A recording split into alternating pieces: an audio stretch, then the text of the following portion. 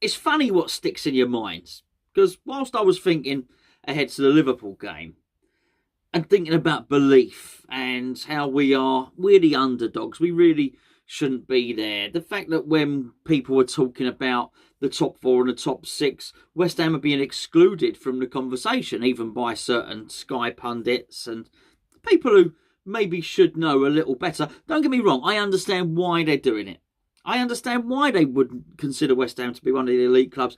I don't.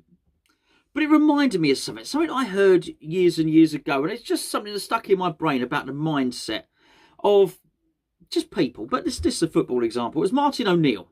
And Martin O'Neill had taken over at Celtic, and Rangers had had a long, long period of dominance. And this story has been told by a few of the Celtic players who played in that team under O'Neill. And he sat the players down and said to them, whatever I say in the press, you can believe. If I say in the press somebody has played well, I'm saying it because you've played well. I will give messages across in the press, and I mean them. I will always be honest in the press. I'll always speak the truth. So if you hear me at an interview, you'll know that it's exactly what I mean. He said, except for one thing. He said, all throughout this season, when people ask me if we can win the league, I will say no. He said, when you hear me say that, discount it. I do not mean it. I think we can believe. I think we should believe. I believe in you, and we can win it. I am only doing it to deflect the pressure. But we must go for it. And I know it's not the best of examples because either, apart from a little brief soiree for Aberdeen under Alec Ferguson years ago, Celtic and Rangers more or less win that league. So it's not the massive leap of imagination that you might think. However, at the time, Rangers were dominant, and it was more about him managing expectations externally, but internally, them holding the belief that they could win the game. And I think this is really important for us because feels alien to hear that we are contenders for a top four place. Because it seems strange, but that doesn't mean it isn't so. Yesterday I was talking on the stream that I did with Tommy, and Tommy said Liverpool are our contenders, are our rivals. Well, that sounds ridiculous as well. But he's right. They are. If you look at the league, if you look at the placings, that is the case. Now, why are we at that position? Well, it's because West Ham have improved this season significantly, and Liverpool are a little bit worse than last season, and we've met at about there. But we have to start taking it very seriously, because for too long, West Ham have been the team that roll over and have their tummy tickled. It's not time for us to stand aside and say, after you, Claude, really, we'll God bless you, Governor, we'll be happy with 8th. No, I think we do have to go into this thinking we can win it. And I think we will. This is not me hoping Moyes sends out this message. I know Moyes will send out this message. I know that Moyes will be trying to instill into his players this belief that they can turn Liverpool over. I don't think it will take much of a stretch of the imagination. I think our players will feel hard done by because of the last 2 times that we've played Liverpool. We'll have felt that we could and should have got something from the game. Certainly last season, I thought Liverpool were incredibly lucky. This season earlier on, I thought they needed a bit of brilliance from their new signing Jota to get the points. But we performed well. We performed very well indeed. But since then, fortunes have changed even more. Liverpool have got even worse, largely because they've lost their central defenders.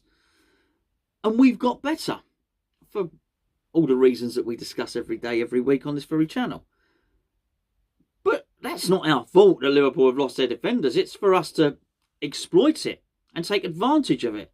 Goodness knows we've suffered with poor timing over the years. How many times have you seen it with West Ham where we're about to face a team, their striker hasn't scored for 15 games and he gets back on track and goes on a hot streak by coming up against West Ham? The same goes for the club. The opposition might not have won for the last 5 or 6 games. Up roll, plucky old West Ham, roll over, have a tummy tickled, and they get their form back again. It's time to put that to bed. Those are the worst parts of being West Ham. That very much is the West Ham way, just as much as Trevor Brooke in passing it to Alan Devonshire to cross it over. It's That is part of the fabric of the club, and it's something that we have got to lose.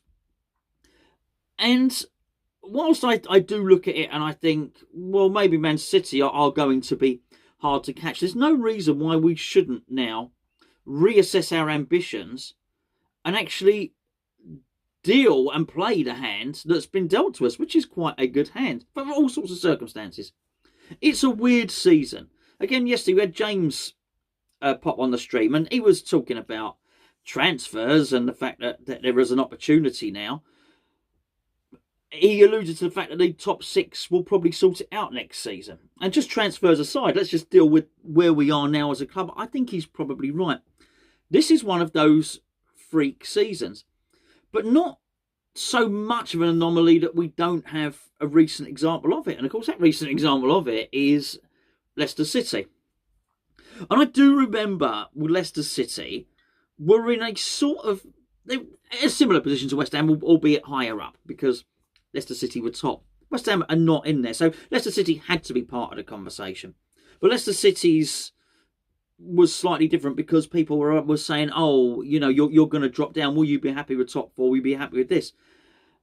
And again, they played it down. Ranieri played it down in his sort of cheeky, chappy, charming way. Make no mistake about it. Ranieri would have been in that dressing room saying, we can win this. We can win this. They were part of the conversation. West Ham are being ignored in the top 4 conversation.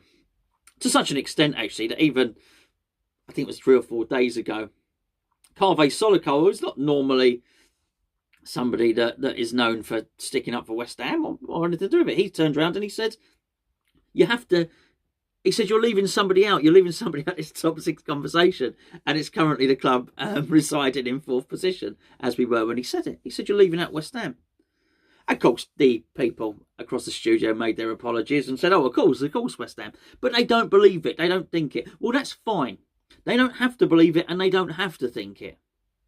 And possibly neither do we as fans, particularly because we're not in the grounds. We're not in there to influence the results at all. We're not. Our moans and groans and oohs and ahs and songs don't matter at the moment. What is important that the players believe it and the players are confident. Because I said something yesterday, it was yesterday on the live stream yesterday, which was, if we can beat Liverpool, and if we then can beat Aston Villa, you then look at the next round of fixtures after that and you think, whoa, okay. Now, it's a crazy thing to even think that we might be able to beat Liverpool. We probably shouldn't, we probably won't. But that's no reason not to have a right old go. They are a wounded animal. And I wouldn't say they're there for the taking. It's not when Jordan Henderson goes to centre-back, he's completely incompetent. But that's all right. He doesn't need to be completely incompetent. He just has to be worse at centre-back than Mikel Antonio is at striker. Phillips looks like he'll probably play. I say tomorrow. It's today. I'm recording this the day before, as I always do. Phillips is inexperienced. I thought he looked quite good against us when he played last time. However, he was playing against Sebastian Haller. I don't feel the way... I said this before Crystal Palace. I don't feel Crystal Palace saw the best of West Ham. I don't feel that Crystal Palace got the full swashbuckle and I don't feel they got the Mikel Antonio treatment and the Souček treatment. I said this before the game in the build-up. I don't feel also that Liverpool got the full West Ham, Moisty David Moyes treatment. No. They got a Sebastian Haller version of West Ham, which is a slightly different version and not the one that's totally reflective of how we're going to play. So I'm relishing this game. I think there'll be lots of corners. I think if we do get them, we're going to be a different proposition to what they faced last time. But it is a point to believe. We have to get out of this mindset of them being this super elite European club, which they are. But not today, they're not. Not today.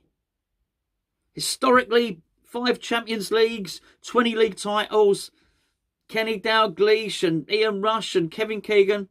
Brilliant. Brilliant. But not today. Not today at all. Today, they are a team who we can go above. Today, they're a team that are closest to us in the league. Today they are our rivals. Last season they weren't our rivals. Possibly next season they won't be our rivals. But today they are. And with that in mind, we have to go into this game with the mindset of beating them. And mindset is a funny thing, and particularly when you look at us fans as well. I remember going back to that Leicester season. You may remember the story. There was a Leicester fan who at the start of the season had put on something like 50 quid. I might have that wrong, but you know, excuse me that. It was something like 20, 30, 40, 50 quid at 1,000 to 1 that Leicester would win the league title. Now, I remember this guy being interviewed on the radio about this sort of time, halfway through the season, when it was still a little laugh and a joke. But the bookies were having enough of a bit of a nervous, squeaky bum time to start offering him above and beyond his automatic cash out. And I can't remember. Well, I guess it was 1,000 at 51. It's £5,000. Sorry, it's £50,000, whatever it might have been. They were starting to offer him 14,000 and things like that. He held his nerve. We actually found out afterwards that he'd also put another fiver on, by the way. He put another fiver on at 1,000 to 1. So even if everything had gone, he could have left that. He could have left that on, and apparently he did actually cash that out. But he kept his big bet on, and he kept it on, and he kept it on, and he didn't cash it out. And obviously he ended up getting this, you know, life-changing amount of money, 50 grand, whatever. Pay off the last bit of your mortgage, or, I don't know, 10 holidays, or whatever the case, whatever. It's probably more than 10 holidays. Where we go, but you get my point. He retained his faith, and I found that really, really funny, because I think I probably would have cashed out at some point. At the moment there, maybe when it was 10 grand, I would have thought, crikey, no, I've got to take that. I would have thought if I was Leicester fan, well, Leicester aren't going to win the league. And it is hard. And I don't blame the pundits who thought Leicester ain't going to win the league. I don't blame the fans. I wouldn't have blamed him for cashing out.